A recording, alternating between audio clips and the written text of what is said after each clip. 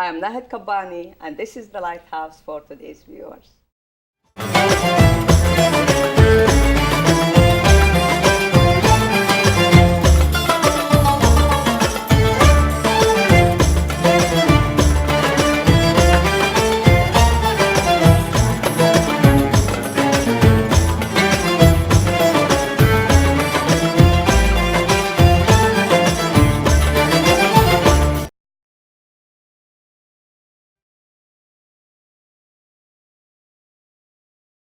Come to our show. I always try to bring you something interested in me as an idea or thought or something might benefit you, my viewers. Today, I was at gathering and I find a new idea and new story for you. I brought it all together to you to learn something from this kind of idea and this person and this project. Life is the largest school, to me at least, and I learn a lot from life, from reach out, going to the thing. Things will not come to me. I go find out something new to learn about it. That's why we have our guest today. I might translate some items, some words to Arabic language for the doubt of benefit for my Arab viewers to understand at least the meaning of the show in general, and we might wrap it up with little explanation with Arabic too. Let's welcome our guest today. Welcome to our show. Thank you, Nahid. Will you please introduce yourself to our viewers? Sure thing. My name is Ellen Schwartz, and I'm the president of the Marxist School of Sacramento. What is Marxist? Everybody asks that. Sure. Sure. Because nobody would imagine it. That's why you are here. We study the works of Karl Marx and the works of people who studied him and some works of people who disagreed with him. We don't have a definition of what a Marxist is. We're not affiliated with any organization, although many of those of us who work on the school are ourselves members of various groups. But the school itself is only interested in promoting the flow of ideas. And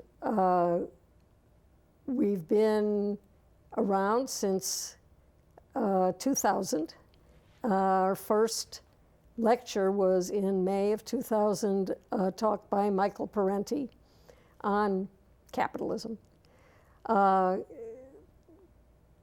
then in the fall, we began with monthly lectures and a lot of classes and discussions. And we don't have as many classes and discussions now because we lost the person who had the energy and knowledge and academic background to do them all. But we're continuing with the lectures, and we do try to have a schedule of at least 2 discussion sessions outside of the lectures every month, except in the summer. It's unusual for there to be an entity that calls itself the Marxist School. And when I set up our website in the year 2000, I was able to get the domain marxistschool.org and marxistschool.com, and I could have had marxistschool.anything I wanted. So if you want to see all of our lineup for this fall, and also we're scheduled into January, we've got the speakers lined up. And what we've done in the past, we've got some recordings of the things we've done in the past. It's very easy to remember. It's www.marxistschool.org. No one else had taken it. No one came anywhere near. You are unique in this idea. We're unique in being open about it anyway. There are other groups. There's an organization in Oakland, the Nebel Proctor Library. And in small print, it's the Nebel Proctor Marxist Library. But they're not very loud about it. And the Brecht Center in New York was, I think they may have closed, but they were a Marxist study group also. Who is your followers? Who are the people coming to this school? It's mostly, it's all what I would call progressives. It's not all people who are active in left-wing organizations. It's mostly people who are active in political struggle for peace and justice, who come to find out about how to make lasting changes. Mm.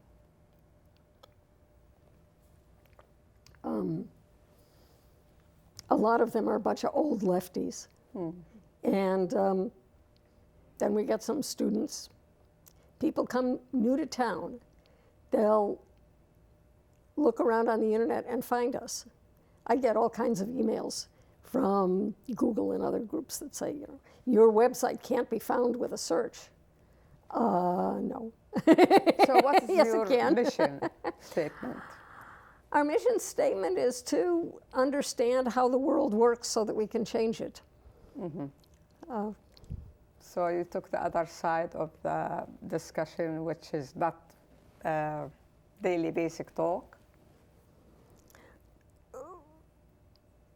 Yes, right, the stuff you read in the newspapers. Mm-hmm. Absolutely, we look below that to what's really going on. Mm-hmm. I mean, some of the explanations, the official explanations for why things happen politically, or the reasons for the economic crash in 2008, they were just, I knew it was coming. Mm-hmm. But they were really surprised. I mean, there are mainstream economists who really thought that the stock market could keep going up and up and up, and that housing prices could just keep going up and up and up. So it doesn't really take much imagination to know that that doesn't make any sense. Mm-hmm. Karl Marx studied capitalism, and even though he studied it 150 years ago, most of the mechanisms of how capitalism works still pertain today. Mm-hmm. What happens in competition, what happens in the stock market, what happens with credit, what happens with employment, what happens with wages. So it really does deepen one's understanding of the current headlines. Yeah, 2008, it shows itself that things will come real hard on us, but nobody, as you mentioned, nobody believes in that. We had larger homes, unusual larger homes, $500,000 the yes. home.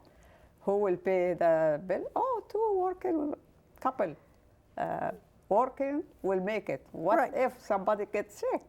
Right, and all their children. Yeah. And wages have been going down. I mean, wages have been at best stagnant since the 1970s. And yet, and when you account for inflation, I don't mean they're stagnant. Wages have gone up, but not nearly as fast as inflation. And so the American dream has really left us behind. And the rich are getting richer. I mean, people know this. You don't have to be a Marxist to know that. But most economists don't think that's a bad thing. And it's not a bad thing. I mean, it's good for them. Yes. They like being rich, and if they gave away their money. They will not feel with the poor people because they are rich. Right, and poor people are used to being poor. I've heard them say that. So they can get along with less money. Yeah. It's okay for them. I think we're heading into terrible times, that anybody who is poor is really equivalent to a criminal. The way that cities solve their homeless problem is to find the places where homeless people are camping together where they can protect each other. and disperse them, throw away their few belongings, and make them invisible. And what are they supposed to do? They're supposed to vanish, disappear, die. What's your background to think about establish this idea? You are the founder. Well, no, I'm not the founder. I was one of the founding committee. The founder was a man who had a PhD in economics, but he had studied Marx as part of that, and hated teaching. So he worked as a consultant, and then he decided. And also, you remember the community newspaper, Because People Matter. And he was one of the editors of Because People Matter. And then he decided it was time to do something different. And the Marxist school was definitely different. So he gathered some of his friends, and I got wind of it and begged to be part of the project. And so we put it together in the late 1999, 2000.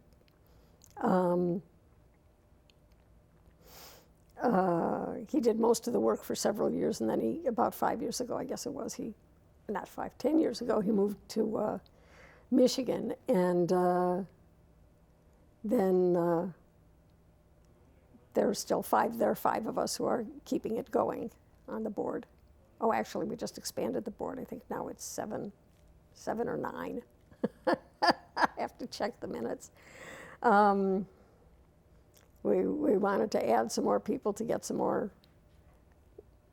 flow of ideas on what kind of things we should present in the school. How I came to this was, how I got started in being interested in studying Marx 30, 40, 50 years ago. 50 years ago. I went to college. Isn't that how it usually happens? Yes, when we discuss matters. Right, I went to the University of Chicago and got recruited by the Young People's Socialist League, which is the youth arm of the Socialist Party.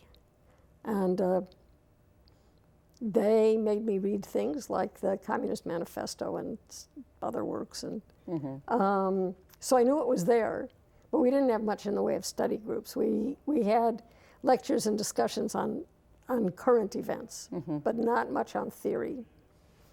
And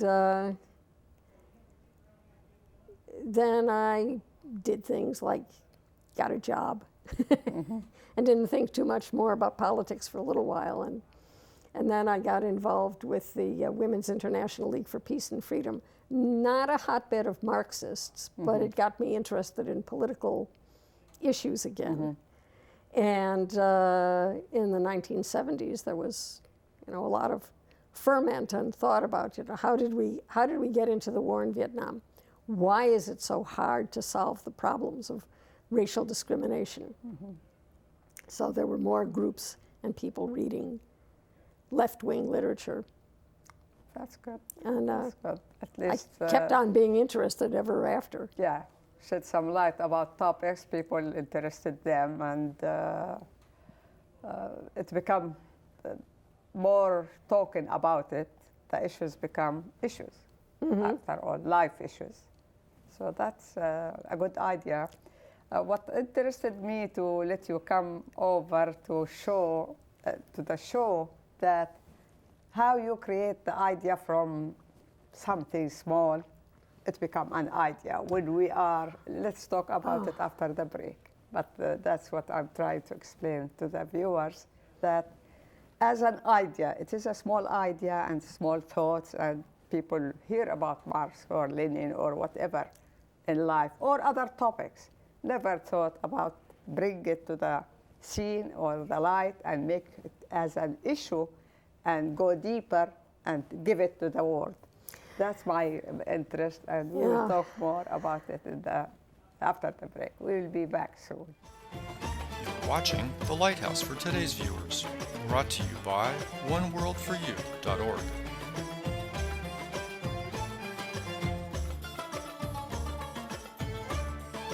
Back. That's what interested me, that a thought become an idea, the idea become a school, and thinking for how to address the issue to the people, to the public. And that's the way we learn from each other. Sometimes we read books, sometimes we don't read. But what is in it for us, we have to get knowing what is in it to be able to accept or not accept, discuss matters with thoughts. So how it goes?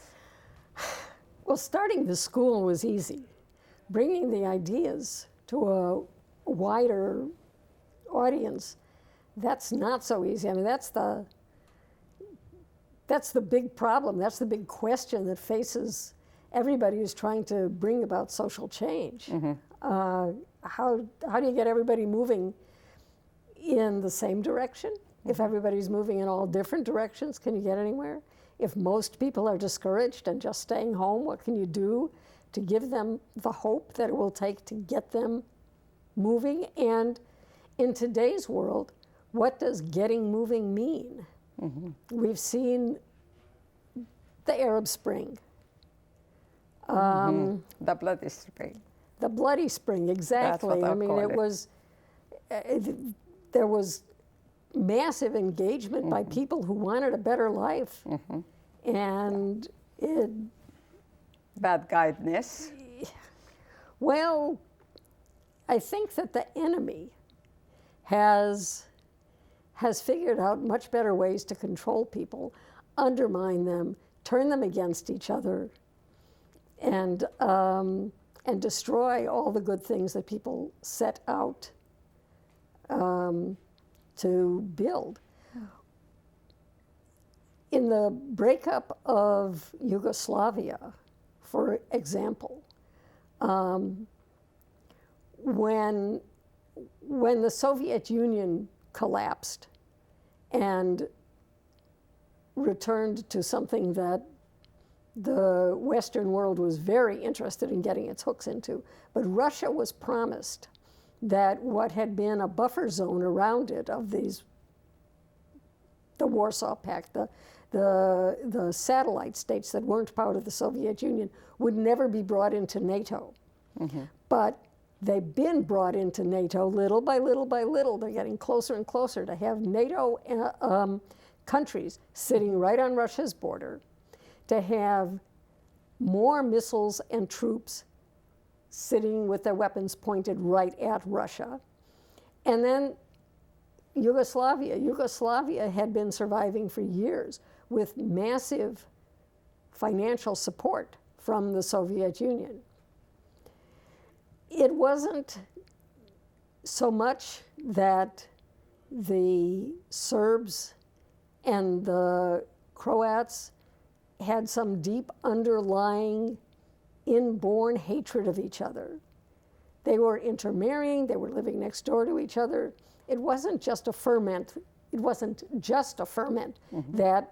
that communism had kept a lid on. They were also well fed. They were fairly prosperous. At least they weren't starved. I mean, there are many in Russia now who are very unhappy because they thought they were going to be, wealthy like in the United States once they had capitalism. And what they have is poverty, such as the United States is coming to know more and more. And so they're a little ahead of us, but unfortunately they got what capitalism has to offer in its purest form, which is low wages, no jobs, no food. And in Yugoslavia, which had been actually more prosperous than the Soviet Union, they didn't have to hate each other. Everybody had enough anyhow, or at least close to enough. And with the collapse of the Soviet Union, all those supports were gone. And the Western nations didn't provide anything to compensate for that, but instead came in and worked really hard to drive a wedge between the different ethnic groups in what had been Yugoslavia.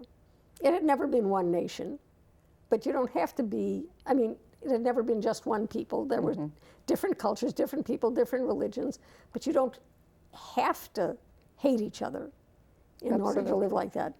But if you want instability on the borders of your enemy, then that's a great thing to exploit, and I think that was exploited. So, how to bring about things that are good, I don't know, but I see all around me the mechanisms for making things just appallingly bad. And I think that the United States and the NATO countries are going to really continue doing that as much as they can. Keep people divided. The civil war in Syria is not really a problem, I don't think, for the ruling class of the Western and the U.S. and Europe. Anything that prevents any kind of opposition to what we do.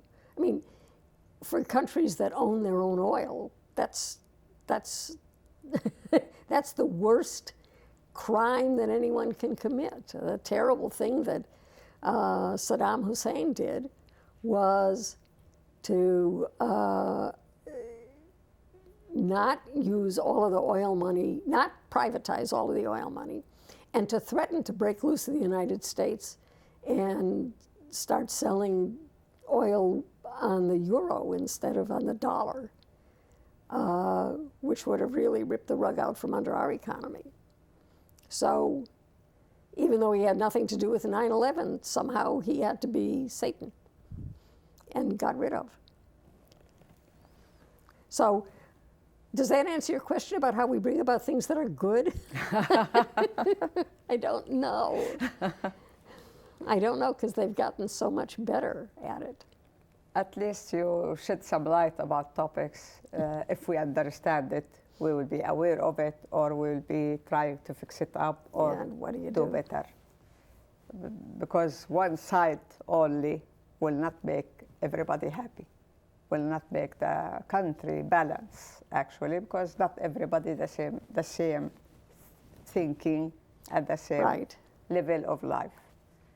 So we have to be knowing about each other, feeling with each other, and helping each other also. Not to be, I am the rich, you are the poor, and I don't care. We will be choosing the president from this side, not this side, and we will be paying money here, paying money here. It will be controlled by, not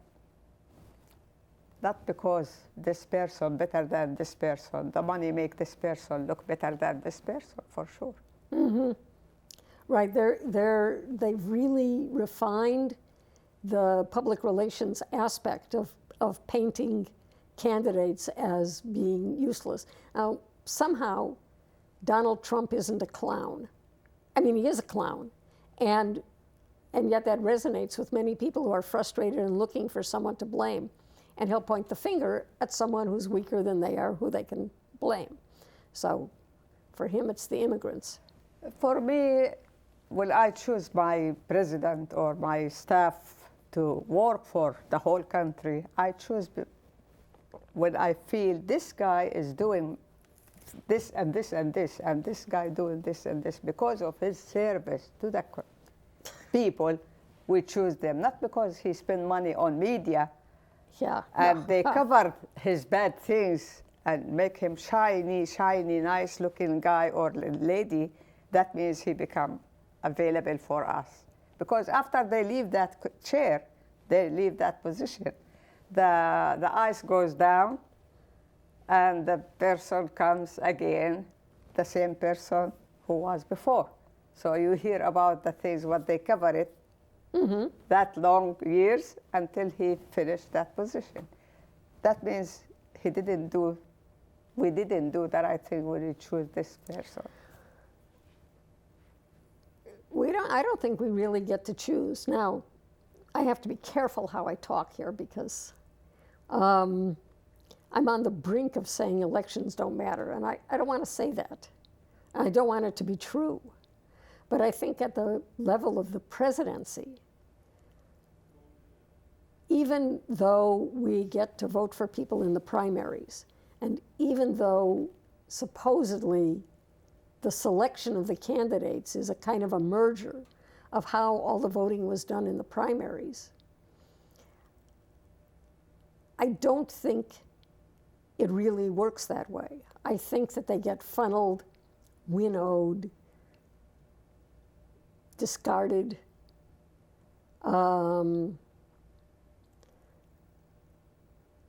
Who was it, Howard Dean, the one that shouted at the convention? And they said he wasn't presidential, or it was a campaign speech. He screamed, "That's not presidential behavior." I mean, nowadays they can have mistresses, but that's all right. What makes you unqualified has varied, but when the newspapers say, "He's not presidential," then everybody says, "Oh, he's not presidential." Well, excuse me. Can you think about that? But they don't. This one gets discarded, and then this one gets discarded. And finally, when it comes down, there may be a fight on the convention floor, and people make deals, and someone backs out or says, "I'll be vice president instead," or something. And the one who was going to get chosen all along gets chosen. And I mean, most of the time, I think that it's foreordained. And so we get to choose between the two candidates that supposedly our votes in the primaries chose for us. But I think we're being given a choice of whoever we choose. American foreign policy is not going to change. U.S. government support for business is not going to change. And so it doesn't really matter. What matters, all we get is a different rhetoric, and maybe somewhat better judges get appointed who might make a difference later, but they're not always. I mean, sometimes it surprises you. Some Bush appointees have been pretty good. So in order to get appointed, I think to a large extent you have to be pretty bad. So You have money. you have to have friends anyway. You have to look like you're going to carry out whatever the aims and goals of the ruling class are. So, or not mess things up too badly. I mean, sometimes somebody good is allowed in. Not everybody in Congress is a right-wing nutcase. There are some very, very excellent people with a great deal of integrity, but they're a minority and they can't really affect the outcomes. They're there to make us think, look, we got these people elected, why can't we elect a whole Congress full of people like this? It's because we can't, and we're not going to be allowed to. Actually, the whole world looking for America as an example for democracy and Right. Good life and good opportunities to live better life. And that's what I'm looking for. Also, as a person, I came to America I have been here for 30 years, hoping that the things become safe haven for people coming to find better life after, especially now, the whole world, Arab world, Middle East and East, coming after war, seeking safe life and seeking opportunity to rebuild their own life. And that's the way I look to America. It is the haven for all people. Hopefully it will stay this way. Well, not for all people. We have a long history of keeping out lots of people. We'll find out after the break. So we'll see what our guest has to say after the break. oneworldforyou.org, promoting cultural understanding through the media.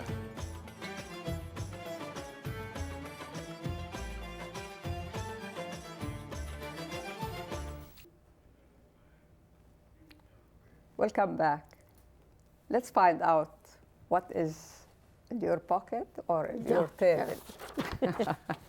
Here, my aid memoir, because... What do you have as activity now? Or Well, we still haven't planned out any classes or discussions for the fall, but we do have some speakers. Generally, we try to have our lectures on the third Thursday of the month. And that varies depending on the availability of the speaker. So we have a kind of a random, I describe it as various Thursdays. They're all on Thursday anyway. The whole fall lineup goes into January. Is speakers provided to us by a publishing house, PM Press, from Oakland. It's an anarchist publishing house that publishes many Marxists and other ists, and has book tours. So they contacted us a few years ago and said, would you like a speaker? And we said, oh, you bet. So we get a lot of them. We also get speakers from other places, but they've kind of inundated us with speakers for the fall here. And it's always a pleasure having them. They're always interesting people, and they bring their books to sell, and it's a fun time. And they've written serious books. So we're starting in September, and this will have already be in the past when this show is aired, right? Because it's next week. It's September 17th. We're having a novelist. It's the only woman in the fall lineup. Is that true? No, one more woman. Is it weekly or monthly? No, monthly. Monthly. So the third Thursday in September and the third Thursday in October, we're having, and each of those days we're having novelists who've written novels. The first one is based on someone who lived underground. After being involved in political things in the 1970s, she spent the 80s living underground with her partner and her children, Wow. working against imperialism.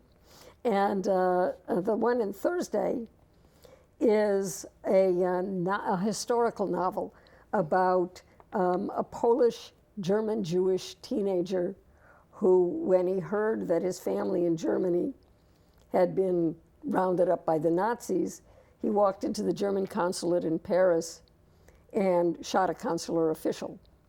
And this had consequences. It at least provided the excuse for the Kristallnacht pogrom 2 days later. At least it was an excuse. And the Nazis had been smashing windows for ages before that, but here they had a chance to go and do it on a massive scale. And then we have two people coming in November. One is a radical lawyer named Chris Hermes, who wrote a book called Crashing the Party, Legacies and Lessons from the Republican National Convention of 2000. So this is what happened to the people who protested the Republican convention in Philadelphia in 2000. And he was part of the legal team, and he talks about the birth of the modern surveillance state, how people were watched, rounded up, followed. Was this part supposed to be fun? And then the next week, on Thursday, November 19th, we have Rebecca Gordon Nesbitt. Oh, 3 women. We're not light on women at all. She did a research project about Cuban cultural policies, or the cultural policies of the Cuban Revolution. So she's going to talk about the tension between Cuban culture and the Soviet-derived cultural norms that they were supposed to adopt and how they bent them in their own direction. And then to make up for having 2 speakers in November, we're not having any speaker in December because it lands sort of on Christmas. Nobody would come. But then we get another double feature in January. On January 14th, we have singers, music. So everybody write this down. We're going to have singer-songwriters in January who have written or preserved and are trying to keep alive the legacy of songs of rebellion.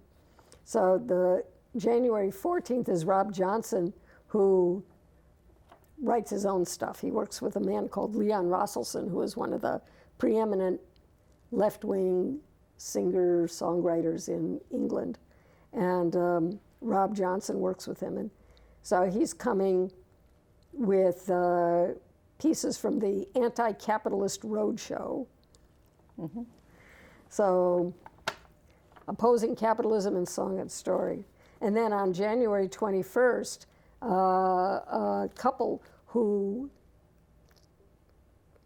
they didn't spoke and sang for the Marxist school last year, Matt Callahan and Yvonne Moore, they are preserving the writings and songs of James Connolly, the Irish revolutionary. Mm-hmm.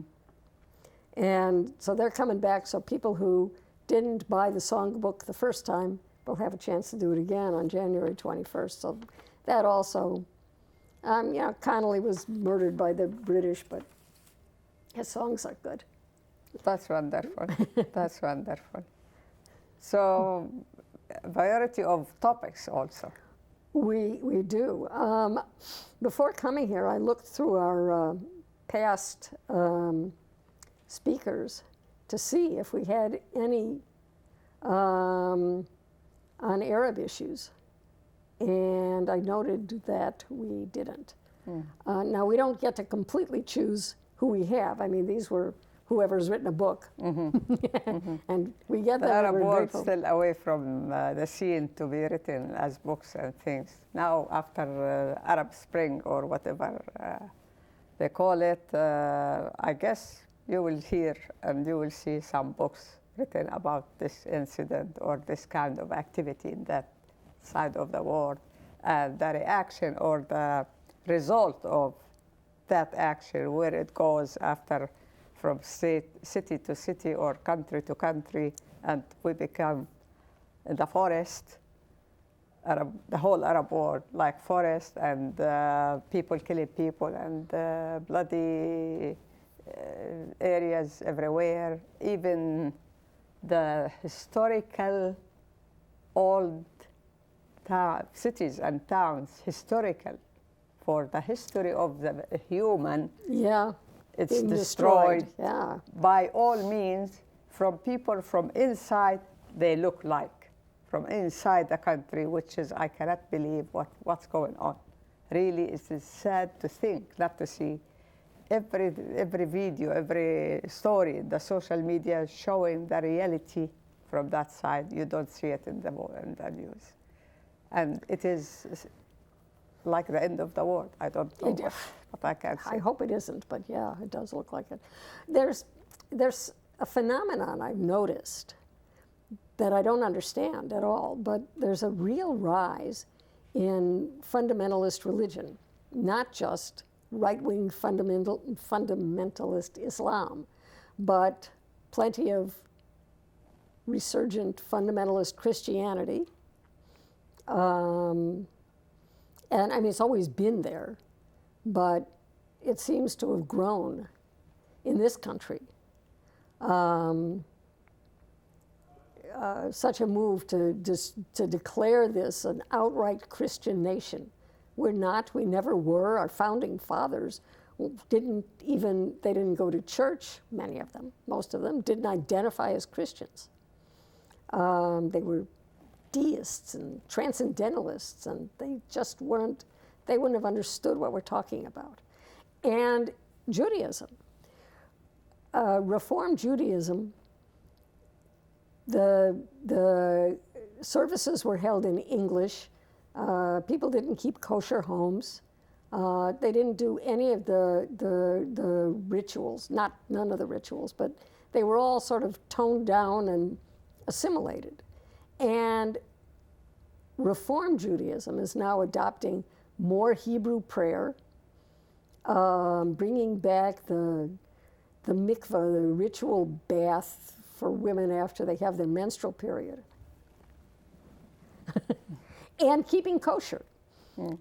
And this sort of, moving backwards, and in some cases moving backwards to a time that never was, but that's worse, is growing in all religions. It's become like against our selves. Yes. Each one have his own belief and become against himself with that what he believes. Because when you think backward, that means your mind is not helping you to live your day for tomorrow. We talk about for better tomorrow, not for better yesterday. Yesterday is over, and you believe in what you believe. It's up to you, between you and the believer. Where are you in your thoughts? So I don't think at this time in this history we should go backward that way, ugly way, like we are not educated at all. When we were at the dark time, it's different than when you are under the sun and the sky, and you go to schools and the universities, and you learn more and more about things, and your brain help you to find so many things, and you find yourself first. To be in this situation, I cannot take it. I cannot believe it. Yes. But when people are being hounded, oppressed, when you have to work 2 jobs, when everyone in the family has to work and you still can't pay your bills, or even know for sure if one of you gets sick, right? How will you live? You need someone to blame. And if we lived in a society, in a world where people questioned, where people shared with their neighbors and thought, how can it be better for all of us? Well, then they'd start looking at the 1/10 of 1% that controls whatever it is, 50% of all the wealth. And it's not that much. The top 10% owns something huge, more than 50. And that 1% owns a big, 400 families own some huge percentage of everything. So I shouldn't be doing that.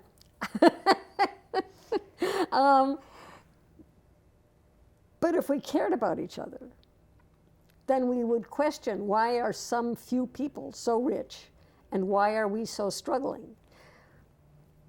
But if you live where everything tells you it's someone else's fault, that it's the immigrants, that it's the Arabs, that it's the Jews, that it's the blacks, that it's the Mexicans, that somebody else, and then you can focus on them,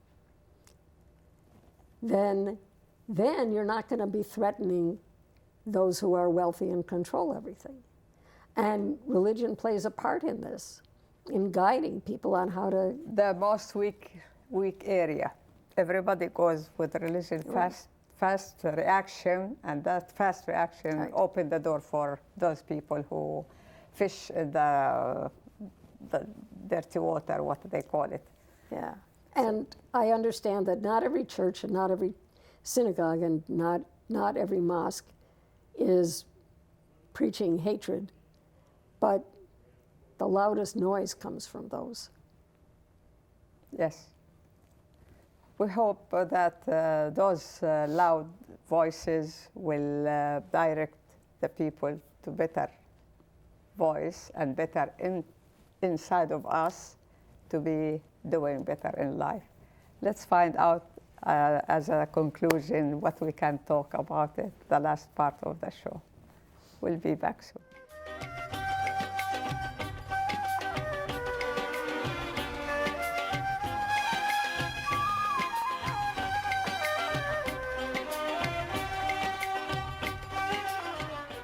So as an idea, we brought from our guest, Ellen, how to start doing something from nothing. Some book you can see, some idea you can see, and our life is full of activities and things. I like to talk about the immigrants now, and they need a lot of schools like this, just piece after the other, how to accept the new life, how to live happily in the new home, how to do learn the language to be able to understand where are you, how you live. Those small 3 pieces will make 3 schools maybe to say what you're doing. So I meant to bring that thought just to let people know that we are in bad need for a lot of ideas. And we need you to share with us to help us to do better for our new arrival, the refugees who came from aftermath, after war, and who came with sadness, and they lost half of the families before they come, and they lost some people while they are coming, fighting for their own life.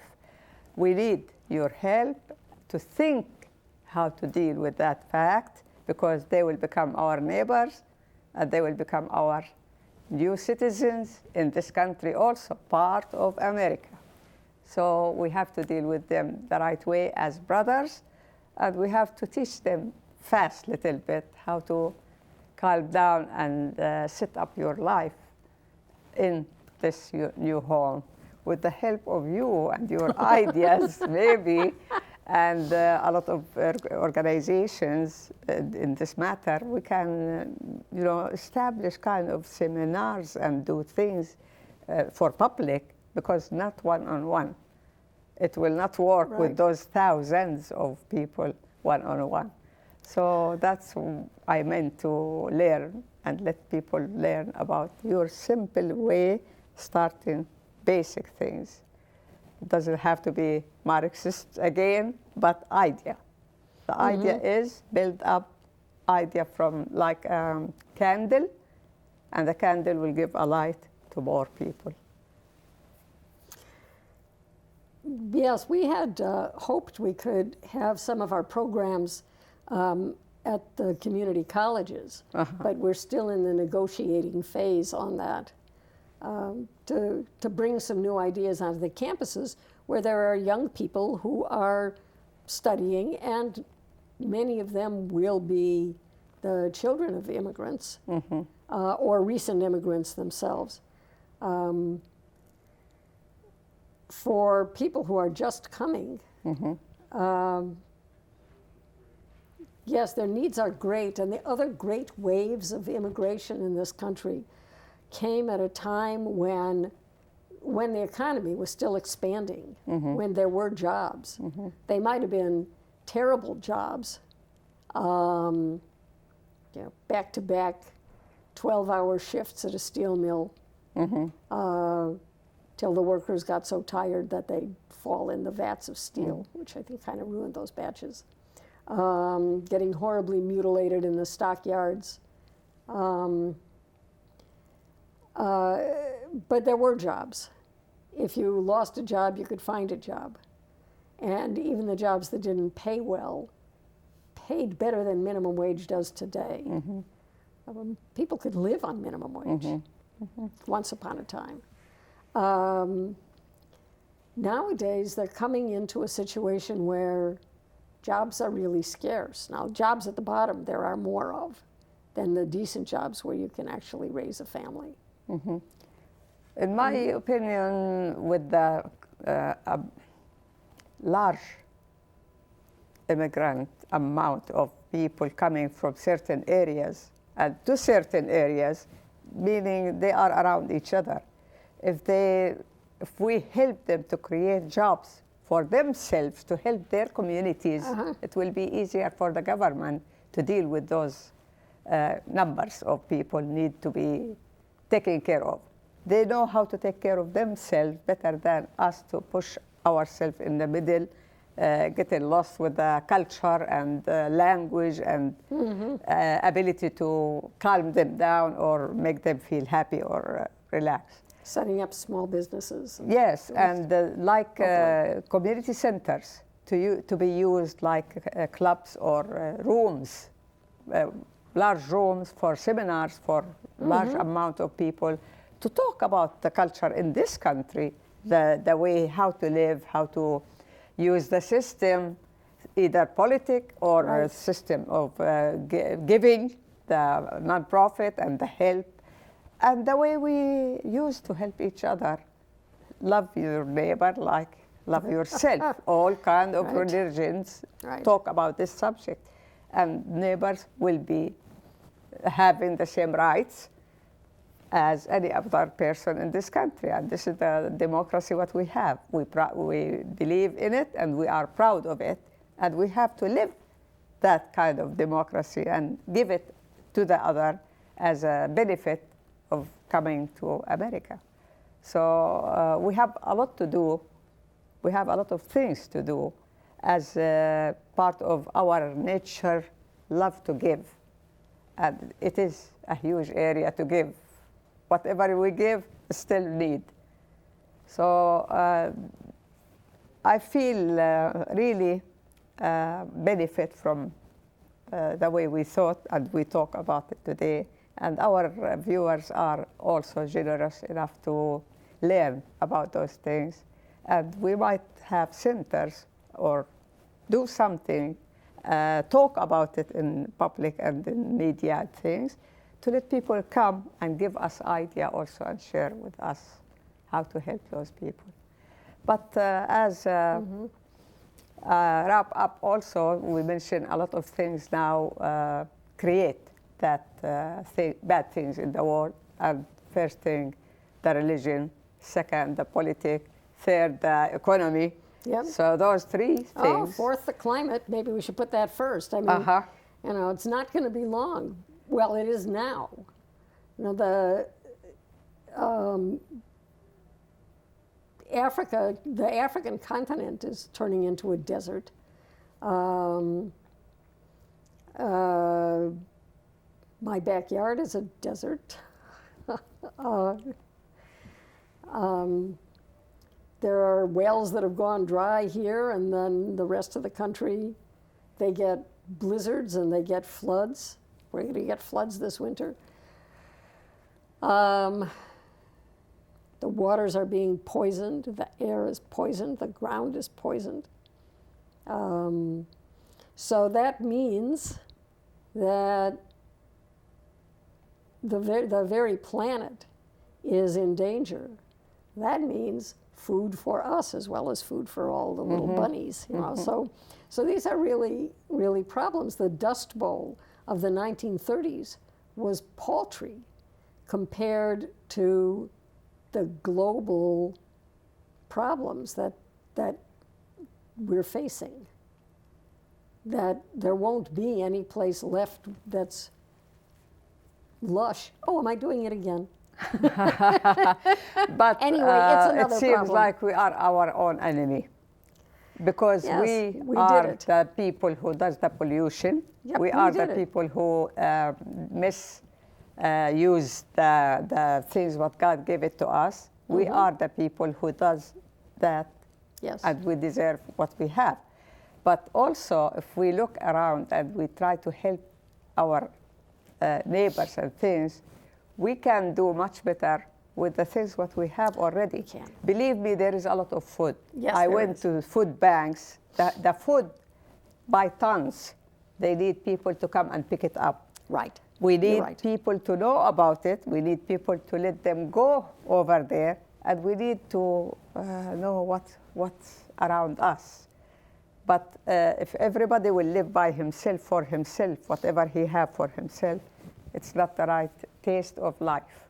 Right. And after all, we came to the world the same way, all colors, all religions, all people.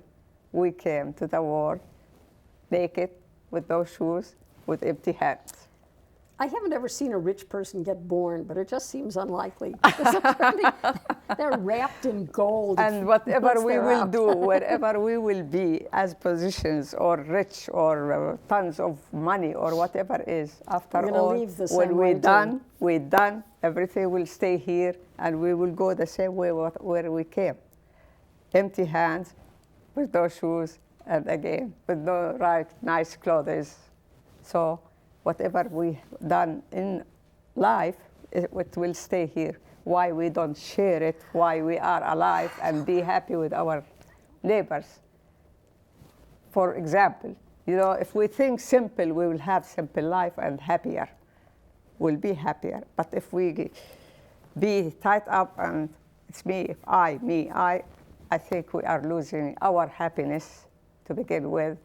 Besides, we are losing the touch of humanity. And I think humanity? I said humanity, Where is it? Humanity. Where is it? What is humanity? Do you see it all now? Of us, yes, all of us, yeah, right. Okay, that's why I like to catch it back, you know, bring it back and love to see humanity. We hope that all religions talk about humanity to begin with. So we hope that we will put our hands for peace and humanity and live happier a little bit on earth and do better for tomorrow. I think we would. At the end of our show, I thank you for coming. Thank you for having me. And really, I benefit myself, and I believe my viewers got something from our conversation today, and will learn something. For you, my viewers, as I mentioned, it's an idea to let you think.